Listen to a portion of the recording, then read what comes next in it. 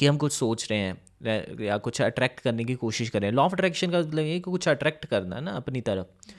तो हम किसी लैंग्वेज में बोल रहे हैं उस चीज़ को, किसी लैंग्वेज में मैनिफेस्ट कर रहे हैं। ऊपर वाले को अगर वही है राइट, तो ऊपर वाले को ना हिंदी आती मे बी, ना इंग्लिश आती मे बी, मतलब कोई लैंग्वेज आई डोंट नो कि कौन सी आती है ना। तो आपके अकॉर्डिंग क्या है कि उनको सभी लोगों का पता लग जाता है कि 700-800 करोड़ लोग हैं, सो सब लोग कुछ ना कुछ मांग ही रहे हैं किसी ना किसी वे में, किसी ना किसी टेक्निक से या किसी ना किसी और तरीके से, है ना।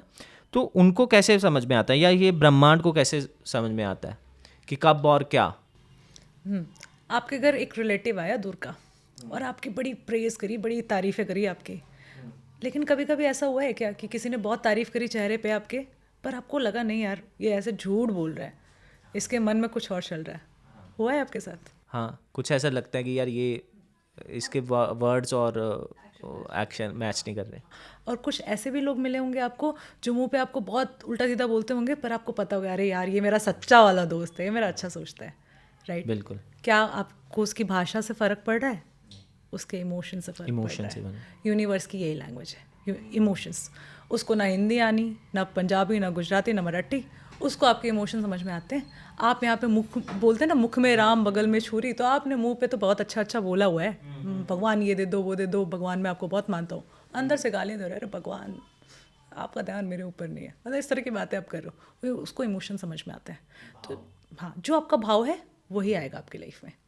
ये मैं 100% एग्री करता हूँ कि आपका इंटेंट या भाव क्या है किसी चीज़ को लेके, ये बहुत मैटर करता है।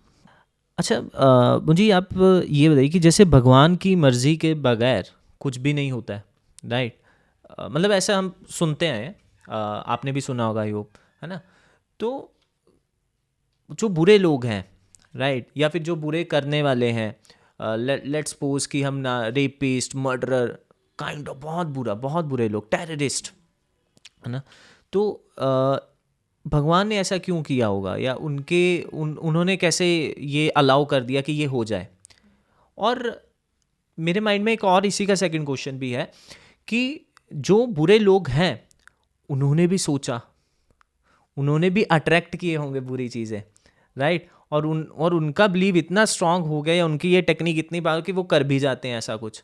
जैसे मैंने एक मूवी नहीं, वो एक्चुअल इंसिडेंट था 26/11 का, तो उसके ऊपर एक नाना पाटेकर की मूवी बनी थी। तो कसाब का वो नाना पाटेकर ने वो मूवी, डॉक्यूमेंट्री थी सॉरी, तो वो डॉक्यूमेंट्री में उन्होंने पूरा एक्सप्लेन किया था कि कैसे कसाब को ट्रेनिंग दी गई थी और कैसे उसको पूरा ब्रेन वॉश किया गया था, और समझ में आया था कि वो या तो मरने आए तो मारने आए, तो वो पूरा सोच कर आया था, पूरा अट्रैक्ट करके आया था, शायद मैं ऐसा कहना चाहूँगा।